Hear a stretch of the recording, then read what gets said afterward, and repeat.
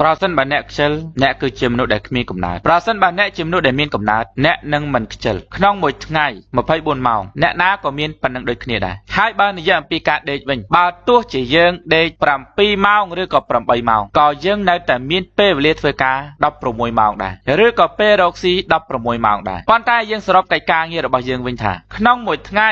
បើសិនជាយើង18ម៉ោងចេញតើយើងបានធ្វើការដែលជាសាច់ការឲ្យកើតជាការឲ្យកើតជាលទ្ធផលប៉ុន្មានម៉ោងបាន4ម៉ោងដែរឬទេបាន6ម៉ោងដែរឬទេបាន8ម៉ោងដែរឬទេបើសិនជាយើងធ្វើការដែលជាសាច់ការបានត្រឹមតែ8ម៉ោងក៏លទ្ធផលរបស់យើងធំមហាសាលដែរប៉ុន្តែភាគច្រើនវាមិនបានប៉ុណ្ណឹងភាគច្រើនចំណាយពេលវេលារស់24ម៉ោងលើ24ម៉ោងស៊ីដេកជុះអស់8ម៉ោងនៅសល់16ម៉ោងទៀតគឺ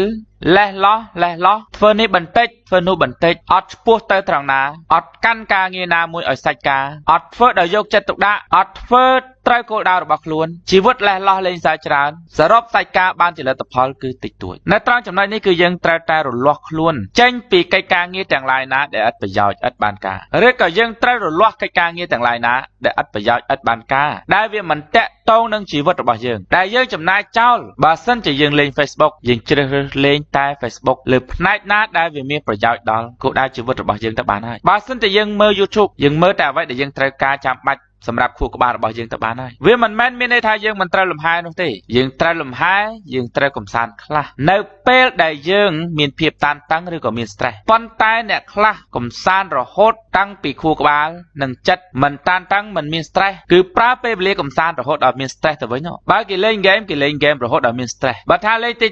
TikTok រហូតដល់មាន stress បើថាស្ដាប់ចម្រៀងរហូតដល់មាន stress មិនមែនស្ដាប់ដើម្បីដេញ stress កម្ចាត់ stress ទេស្ដាប់ដើម្បីដេញ stress ឬកម្ចាត់ stress ចេញគឺពីចន្លោះ15នាទីទៅ45នាទីសមល្មមប៉ុន្តែអ្នកខ្លះប្រើប្រាស់ពេលវេលាកំសាន្តឥតប្រយោជន៍មិនតាក់ទងនឹងគោលដៅជីវិតរហូតដល់3ម៉ោងរហូតដល់5ម៉ោងរហូតដល់ទៅ8ម៉ោងឬអ្នកខ្លះលើសពីនឹងទៀតផងអញ្ចឹងវាអត់មានប្រយោជន៍អ្វីដល់គោលដៅរបស់យើងសោះពេលវេលារបស់យើងខ្លីណាស់ហើយយើងអាចនឹងមិនមានឱកាសខណៈពេលដែលយើងមានពេលទៅទៀតដូច្នេះយើងត្រូវតែឆ្លៀតធ្វើអ្វីដែលចាំបាច់បំផុតដែលមានប្រយោជន៍បំផុតបើសិនយើងត្រូវជួបមនុស្ស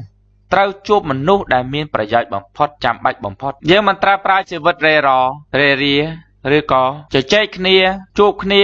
លេងសើចកំសាន្តលាក់ទៅលើកិច្ចការងារដែលអត់មានប្រយោជន៍ឬក៏អត់បានបង្ខិតខ្លួនយើងទៅដល់គោលដៅឬក៏វាមិនពាក់ព័ន្ធនឹងគោលដៅជីវិតរបស់យើងនោះទេ